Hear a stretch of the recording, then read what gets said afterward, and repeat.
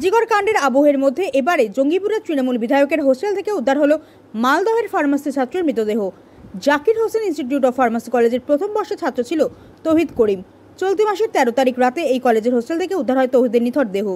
পরিবারের অভিযোগ, পরিকল্পিতভাবে খুন করা হয়েছে তাদের ছেলেকে। ঘটনার পর স্থানীয় রঘুনাথগঞ্জ থানায় লিখিত অভিযোগ দায়ের করতে গেলে অভিযোগ নিতে অস্বীকার করে পুলিশ বলে অভিযোগ। ময়নাতদন্তের রিপোর্ট আসার পরই অভিযোগপত্র নেওয়া হবে। এখানেই শেষ নয়, কলেজ কর্তৃপক্ষ এবং থানা থেকে জানানো হয় সংবাদ মাধ্যমে না জানানোর জন্য। মৃত ছাত্রের বাবা রেজাউল করিমের অভিযোগ, 12 তারিখ রাতে ছেলের সাথে কথা হয়েছিল। ছেলে বাড়ি থেকে আমের আচার এবং ছাতু আনার কথা বলেছিল। কোনো রকম মানসিক অবসাদে ছিল না আমার ছেলে। যদি মানসিক অবসাদে থাকতো তাহলে 12 তারিখ রাতে ছেলের কথাবার্তায় আমরা বুঝতে পারতাম। আমি পেশায় লরির চালক, সেই সূত্রে 13 তারিখ আমি রঘুনাথগঞ্জে ছিলাম। সকাল থেকে আমার ছেলের ফোন সুইচ অফ ছিল। রাত 9টা নাগাদ আমি হোস্টেলে যেতেই আমার ছেলের রুমমেট ফোন করে জানায় তৌহিদ মারা গিয়েছে। আমি হোস্টেলে গিয়ে দেখি আমার ছেলের নিথর দেহ মেঝেতে পড়ে রয়েছে। ঝুলন্ত অবস্থায় দেহ আমাদের দেখানো হয়নি, আমাদের খবর দেওয়া হয়নি, অথচ পুলিশ ঘটনাস্থলে পৌঁছে গেছে। আমি না গেলে হয়তো জানতেই পারতাম না আমার ছেলে মারা গিয়েছে, দেহ হয়তো লোপাট করা হতো। পরিকল্পিতভাবে আমার ছেলেকে খুন করা হয়েছে, তাই বিভাগীয় তদন্তের দাবি তুলছি আমি। পুলিশ বলেছিল ময়নাতদন্ত হওয়ার সময় আমাদের উপস্থিত দিতে হবে, অথচ আমাদের জানানো হয়নি। এমনকি এখনো পর্যন্ত লিখিত অভিযোগ নেয়নি পুলিশ, পাল্টা আমাদের শাসানো হচ্ছে বলে অভিযোগ। মালদার ইংলিশ বাজার থানা যদুপুর এলাকার বাসিন্দা ছিলেন তৌহিদ করিম। পড়ায় খুব মেধাবী ছাত্র ছিল বলে পরিচিত, তাই তার মৃত্যু কোনোভাবেই আমরা মেনে নিতে পারছি না। পুলিশ প্রশাসন কোনো ব্যবস্থা না নিলে আরজিকরের ঘটনার মতো আমরা গ্রামবাসীরা রাস্তায় নেমে আন্দোলন করব, হুঁশিয়ারি দিয়েছেন গ্রামবাসীরা। পাশাপাশি দোষীদের শাস্তির দাবি তুলে আজ সোচ্চার হন তারা। তৌহিদের ইচ্ছে ছিল বড় হয়ে ভালো কিছু হওয়ার। এই ছেলে আত্মহত্যা করতেই পারে না, পরিকল্পনা করে হোস্টেলেই মারা হয়েছে তাকে। যেহেতু ওই ইনস্টিটিউট স্থানীয় তৃণমূল বিধায়কের, তাই পুলিশ এই ঘটনা ধামাচাপা দিতে লিখিত অভিযোগ নিচ্ছে না। অভিযোগ তুলে সোচ্চার হয়েছেন স্থানীয় যদুপুর 1 নম্বর গ্রাম পঞ্চায়েতের পঞ্চায়েত সদস্য সেনাউল ইসলাম।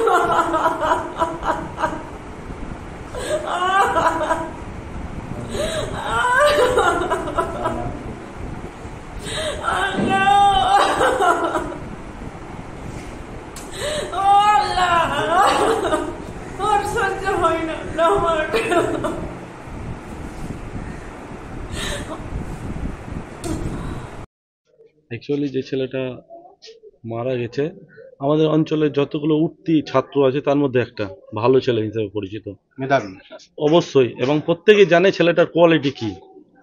ও সুসাইড করতেই পারে না, ওর তো ইচ্ছা ছিল বড় কিছু হওয়ার, কারণ ওর বাবার সাথে আমার প্রতিনিয়ত কথা হয়। ও ছোট থেকে পড়াশোনা করে, তখন থেকে ওর সাথে টাচে আছে, ওর বাবার সাথে আমার ভালো সম্পর্ক। ও সুসাইড করতেই পারে না, ওকে প্ল্যান করে হোস্টেলেই মারা হয়েছে। এবং যেটা শুনলাম এখন পর্যন্ত এফআইআর হয়নি।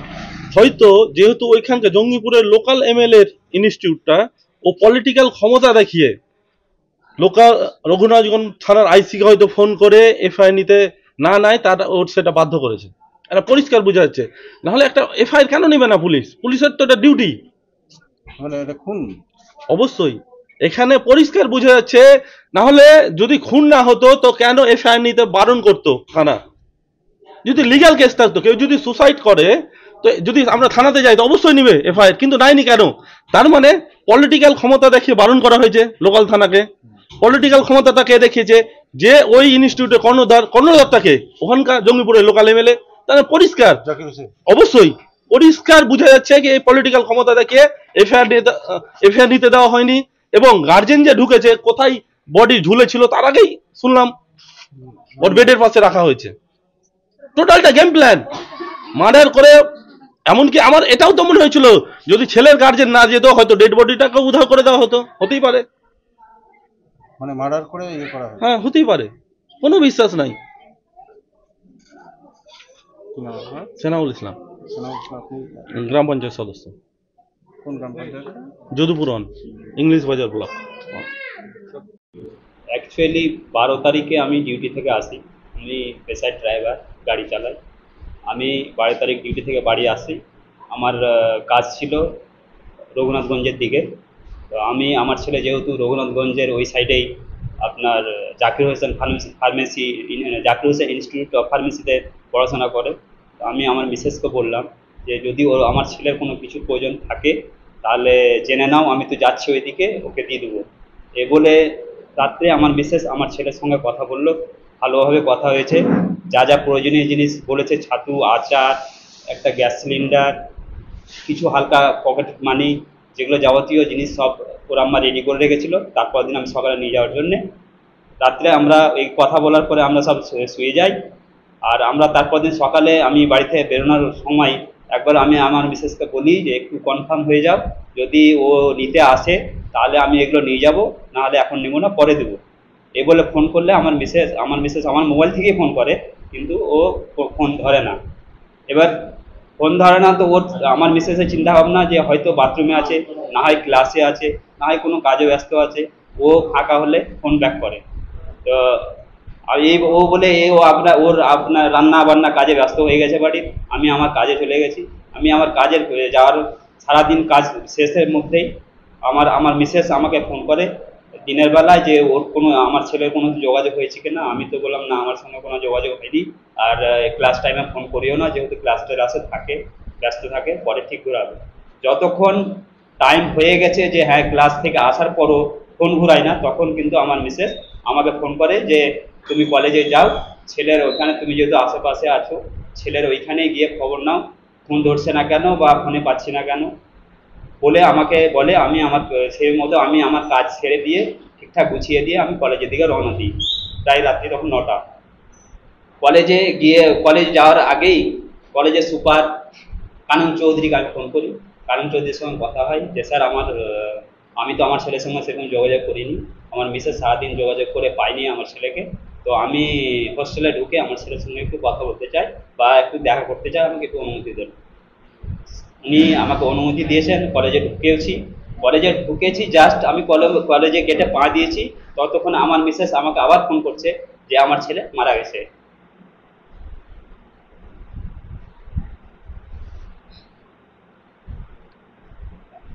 আমার ছোট ছেলে আমাকে ওই নাম্বারটা দেয়,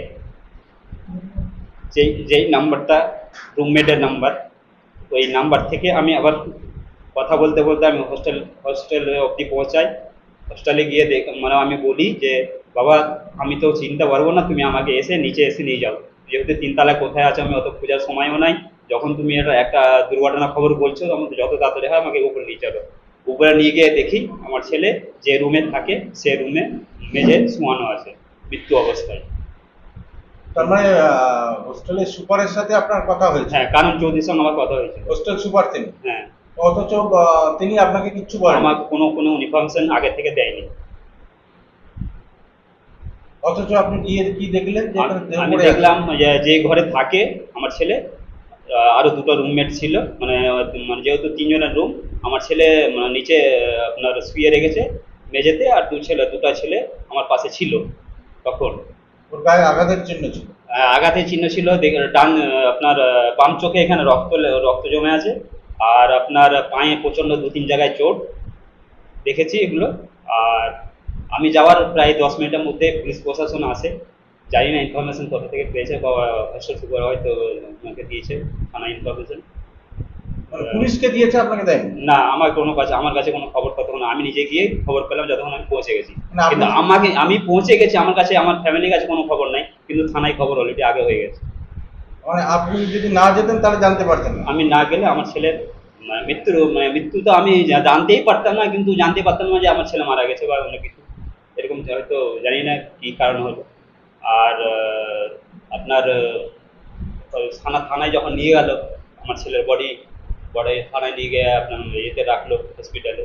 আমার আত্মীয় স্বজন সবাই গেল, আত্মীয় স্বজন গিয়ে আপনার হসপিটালে সবাই দেখলো চারিদিকে। আমার তো কোনো মাথার কোনো কাজই করছে না, আমার শরীরও কাজ করছে না, মাথা করছে। ওরা সবাই ঘুরে ঘাড়ে দেখে কিছু ছবি তুলে, তাতে আপনার ছবি তোলার পরে আমরা আবার সবাই মিলে হোস্টেলে যাই রাত্রে, তখন প্রায় 1টা থেকে 1:30টা। হোস্টেলে গিয়ে সবাইকে একসঙ্গে করে আপনার কথোপকথন হওয়ার পরে সব যা আমার লোকজন আত্মীয় স্বজন যা জিজ্ঞাসা করে সব করে জানে। ওখান থেকে আমরা রওনা দিকে থানা যাই। আমরা প্রথমে তো থানায় জিডিটা করি, এই চিন্তা ভাবনা নিয়ে আমরা সবাই গেছিলাম। প্রায় আমার গ্রাম থেকে প্রায় 50-60 জন গেছিল।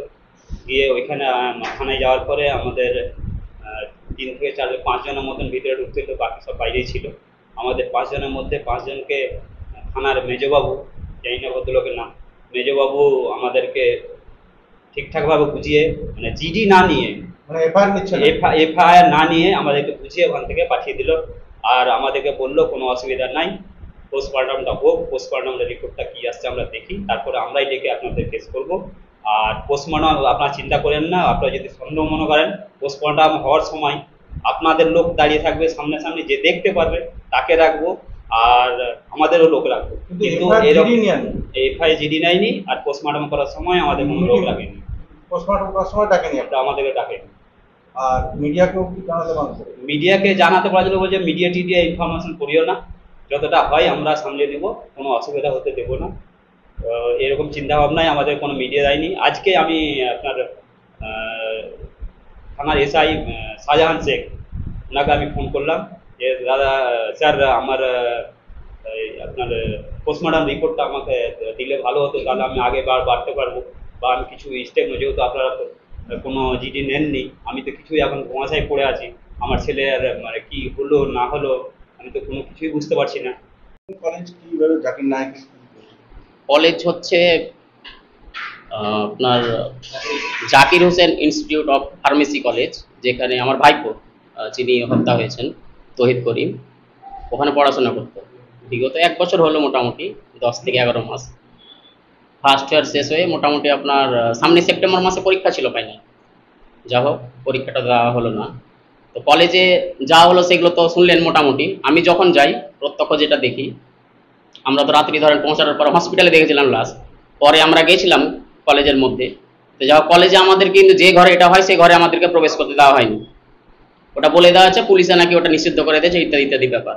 কিন্তু দাদা যেহেতু গেছিল, ছেলের বাবা ওখানে, ছেলের বাবার প্রত্যক্ষদর্শী যেটা দেখেছে, গামছাতে বলা হয়েছে যে ফাঁসি ঝোলানো হয়েছিল। কিন্তু যা দেখলাম মেঝে থেকে, দাদা যেটা বলছে, চৌকি থেকে চৌকির ওপরে চেয়ার লাগিয়ে ওরা বলেছে নাকি যে ফ্যানের স্ট্যান্ডের সঙ্গে গামছাতে ফাঁসি ঝোলানো হয়েছে, বা নিজে আত্মহত্যা করেছে, ওদের যেটা দাবি। আমরা মানতে পারছি না এই দাবিটা, কারণটা হচ্ছে চৌকির ওপর চেয়ার থেকে যেটা ডিস্টেন্স, ও জীবনে হাত পাবে না সেখানে, আর একটা গামছাতে জীবনে বাঁধার পর ফাঁসিও ঝোলানো যাবে না, এটা কখনোই মানা যায় না। বিভিন্ন কারণে বোঝা যাচ্ছে, ছেলেদের কথাবার্তাতে অমিল থেকেও বোঝা যাচ্ছে, ওরাও, ওদের সঙ্গে আমরা কথা বলেছি, ওদের কথাতে যা বোঝা যাচ্ছে, পাবলিক কলেজ দেখেন, সরকারি কলেজ পাবলিক কলেজের অনেক পার্থক্য থাকে। আমরা ছেলেকে প্রতিষ্ঠিত হওয়ার জন্য অনেক টাকা দিয়ে ভর্তি করেছি সেখানে, সেই কলেজে একটু নিজস্ব রুলস থাকা দরকার, কিন্তু সরকারি কলেজে থেকে আলাদা। মোটামুটি একটা স্টুডেন্ট সকাল থেকে নিখোঁজ, তার কোনো হোস্টেল সুপার বা কলেজের প্রিন্সিপালের কোনো কিন্তু ভ্রুক্ষেপ নেই, বা ওর ক্লাসমেটের কোনো ভ্রুক্ষেপ নেই। যে ছেলেটা নাকি বলে গেছে, দুজন যে ওর রুমমেট ছিল তারা বলেছে, দুজন, ও নাকি ওদেরকে ঘুমন্ত অবস্থায় বলে গেছে যে আমি আসছি তোমরা থাকো, তারপর থেকে কিন্তু নিখোঁজ বলছে ওরা। কিন্তু ওরা বলছে যে কলেজের বাইরে সিসিটিভি ফুটেজ আছে, বা ছাত্র বা স্টুডেন্ট যে বাইরে বেরোবে তো ওকে সিগনেচার করে বেরোতে হয়, কোনো সিগনেচার হয়নি, সিসিটিভি ফুটেজ পায়নি, তা সত্ত্বেও ছেলের কিন্তু কোনো খোঁজ খবর করা হয়নি। এটা একটা বড় ভুল কলেজে, সবাই কিন্তু দোষী এখানে। কোনো খবর হয়নি, বাড়ি থেকে যখন ফোন যায় বা ছেলের যখন বাবা যায়, তারপরে মৃতদেহটাকে তার সামনে নিয়ে আসা হয়, তার আগে কোনো খোঁজ খবর ছিল না। এবং বিভিন্ন লক্ষণ দেখেও বোঝা যাচ্ছে যে এটা আত্মহত্যার ব্যাপার না, এটা নিশ্চয়ই মার্ডার হয়েছে। ওখানে কি কারণে হয়েছে সেটা আমরা জানতে পারিনি এখনো পর্যন্ত। আমরা চোট ছিল ডান পায়ে, বিশাল চোট ছিল একটা, বাঁ পায়ে 2 জায়গায় দেখলাম ফুলে ফুলে ছিল, বাঁ চোখের এখানে ব্লাড জমেছিল, রক্ত বেরিয়েছিল। এবং ফাঁসির যে ব্যাপারটা, গলাটাও দেখে আমরা বুঝতে পারলাম, গামছা দিয়ে বা কোনো দড়ি দিয়ে যদি ফাঁসি লাগে, ওরা তো গামছার কথা বলছিল, তাহলে ফাঁসি যদি এখান থেকে ধরে তো এদিকটাতে চাপ পড়বে, গলার এই জায়গাটাতে চেপেছিল এক সাইড গভীরভাবে। এবং তার সঙ্গে ছিল কি, এখান থেকে চামড়াটা ঝুলে এদিকে ছিল, গামছা যদি ওপর দিকে যায় চামড়াটা ওপর দিকে ভাববে, এই দিক থেকে নিচে নেমেছিল, সেটাও আমাদের কাছে বডির ছবি রয়েছে, আমাদের কাছে প্রত্যক্ষ এখনো বর্তমানে রয়েছে। সেটা আপনাদের কাছে এটাই আমাদের আবেদন, সঠিক তদন্ত করে যেন আমরা জানতে পারি। আর যদি আমার ভাইপো যদি হত্যা হয়ে থাকে তাহলে দোষীদের আমরা শাস্তি চাই। আমরা ধামাচাপা দেওয়ার কারণ সেরকমই ব্যাপার। আমরা তো রাত্রিবেলা সঙ্গে সঙ্গে রঘুনাথগঞ্জ থানাতে গিয়েছিলাম, 2টো থেকে 2:30, সঠিক টাইমটা মনে নেই, কিন্তু সেখানে আমাদের 50 জনের মধ্যে 5 জন প্রতিনিধিকে ভিতরে প্রবেশ করতে বলেছিল মেজো বাবুর সঙ্গে কথা বলা, কিন্তু কোনো মতে ওরা এফআইআর অ্যাকসেপ্ট করেনি। সেখান থেকে আমাদের ফেরত দেওয়া হয়েছিল, পোস্টমর্টম রিপোর্ট বেরোনোর পর বলা হয়েছিল ব্যবস্থা করা হবে, এখনো পর্যন্ত কোনো কিছু হয়নি। আর যে ওইখানে স্টুডেন্টদের 5 জনের সাথে কথা বলতে সবার ওরা যা বুঝতে পারলাম ওখানে টোটালটাকে এটা বুঝিয়ে গুছিয়ে বলে দেওয়া হয়েছিল, বাকি জনদেরকে বলে দেওয়া হয়েছিল সামনে যেন না আসে, 5 জনকে সামনে করে বলা হয়েছিল যারা রুমমেট, নাহলে তো ওদের উপরে এমনিতে সন্দেহ হবে যদি না থাকে, তো তাদেরকে বলতে দেওয়া হয়েছিল। তারা সেম কথা বলছে, ওই বলছে যে 6:30 থেকে 7টা বা 7টা থেকে 7:30টার মধ্যে ও বাইরে গেছে, তারপর আর প্রবেশ করেনি। কিন্তু আমাদের যেটা ধারণা, বডি দেখে যেটা বুঝতে পারলাম, রাত্রি 2টা থেকে 4টার মধ্যে এটা মার্ডার হয়েছে। ও 7টা 7:30 বলছে, সেটা আমরা মানতে পারছি না। বডির হসপিটালে পছন্দ করতে শুরু করেছে দেহে, অনেক আগে এটা ঘটে গেছে, এটা হচ্ছে ব্যাপার। আর কোথায় ওরা যেটা বলছে সেটা কি ওদের রুমের মধ্যেই বলছে? ওরা রুম যে রুমটা ভাইপোর বেডরুম, তার পাশের রুমের কথা বলা হয়েছে যে সেখানে হয়েছিল, কিন্তু দেহ আমরা ফাঁসি ঝোলা অবস্থা দেখতে পাইনি, বা আমাদের কেউ দাদা যে গিয়েছে বা ছেলের বাবা যে গিয়েছে যে দেখবে সেটাও দেখতে পাইনি। ওরা নামিয়ে নিয়েছে, ওর যেটা বেডরুম সেখানে শুয়ে রাখা হয়েছিল। পাশের ঘরটা কার? পাশের ঘরটা ওরা বলছে আড্ডা দেওয়ার ঘর, মানে ওখানে যারা থাকে ছাত্ররা বা আর কেউ আসলে ওখানে আড্ডা দেয়। সেই আড্ডা দেওয়ার রুমে যদি হয় এরকম ঘটনা, আর 12 ঘন্টা 13 ঘন্টা ধরে নিখোঁজ, তার কোনো খোঁজ খবর নেই। যে ঘরটাতে ওরা বলছে ফাঁসিতে ঝুলেছিল, ঝুলন্ত অবস্থায় পাওয়া গেছে, সেটা আড্ডা দেওয়ার ঘর, মানে ওখানে কি সব স্টুডেন্টরা থাকে? সব স্টুডেন্টরা আড্ডা দেয়, সময় অসময়ে গিয়ে আড্ডা দেয়, কিন্তু 12-14 ঘন্টা হয়ে গেল কেউ আড্ডা দিতেও যায়নি, তার কোনো খোঁজও হয়নি গোটা দিন ধরে। পরে যখন দাদা যাচ্ছে সেই মুহূর্তে বলা হচ্ছে, খবর দেওয়া হচ্ছে যে আপনার ছেলে নেই, পৃথিবীতে সুইসাইড করে মারা গেছে। দেহটা নিয়ে এসে আমরা দেখতেও পাইনি যে ফাঁসি ঝুলন্ত অবস্থা ছিল কিনা। যদি না যেতেন উনি, তাহলে হয়তো কি হতো সেটা আমরাও ভবিষ্যতে কি হতো সেটা বুঝতে পারি না, কারণ ব্যাপার হচ্ছে যে মনে হয় না যে আমরা দেহটা পেতাম যা অবস্থা। এটা বিধায়কের সেটা আমরা বলতে পারছি না, ওনার কলেজ বলে বা আর কিছু বা কিছু, এটা সেটা আমরা বলতে পারছি না। আমরা এটা কলেজ কর্তৃপক্ষের উপর দেশ দিচ্ছি, সেটা হচ্ছে কলেজ কর্তৃপক্ষের এটা দায়ী, তারপরে কি হবে না হবে সেটা। কিন্তু পুলিশেরও তো ভূমিকা যেটা দেখা যাচ্ছে সেটা তো ঠিক। পুলিশের ভূমিকা তো আমরা কোনো কিছু সঠিক পাচ্ছি না, কারণ ধরেন মৃতদেহ আমাদের খবর পাওয়ার আগে পুলিশ সেখানে গিয়ে হাজির, আবার আমরা সেখান থেকে গিয়ে যখন থানায় এফআইআর করতে যাই তখন আবার আমাদের অ্যাকসেপ্ট করছে না। তাহলে আমরা এখানে কি ভাববো পুলিশের উপরে? আস্থাই তো থাকবে না আমাদের পুলিশের উপরে। আমার ছেলেকে আমি ফোন করেছি, আমার ছেলে আমাকে সোমবারের দিন রাত্রি 9টার সময় ফোন করছে, আম্মা বাবা আসবে, বাবাকে ছাতু দিবা, গ্যাস সিলিন্ডার দিবা, আর কিছু পারলে টাকা দিবা, আর আচার দিবা। এই বলে ফোন কাটলো। আমাকে বলছে কি করছো? ঘুমিয়ে আছি। আবার সকালে ফোন করছি ওর বাবাকে যে আমি তো দিব, তো ও তো আসবে রাস্তায়। ওকেও ফোন করছি, ফোন আর ধরছে না। ওর বাবাকে বলছি, ফোন ধরলো না, যে বলছে ছাড়ো, আমি আবার কালকে যাব, তখন নিয়ে যাব। এই বলে রাখলো, আর করলাম না। আবার সন্ধ্যার সময় আমার ভাতিজা ফোন করছে, আন্টি ওই কোথায়? আমি বলছি বাড়িতে নাই রে, হস্টেলে আছে। বলছে আন্টি আমার দরকারি আছে খুব কথা। ও আমার ফোন ধরছে না। আমি বলছি বেটা আমারও ফোন ধরেনি, ওর বাবার মোবাইল থেকে বলে করেছি। এমন হয় না কোনো দিন যে ওর বাবার ফোনের উত্তর দেয় না, তবু ওর বাবার ফোন ধরেনি।